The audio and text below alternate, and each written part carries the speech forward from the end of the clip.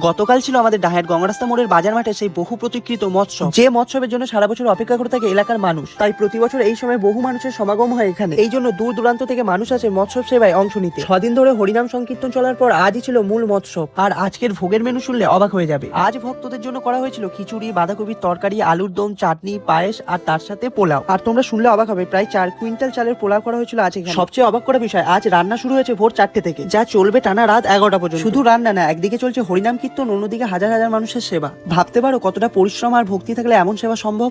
তাই আমরাও চলে এলাম অন্য সেবা নিতে। তো প্রথমেই চলে আসলাম ভগবানের দর্শনে, আর এসে দেখি তখনও চলছে হরিনাম কীর্তন।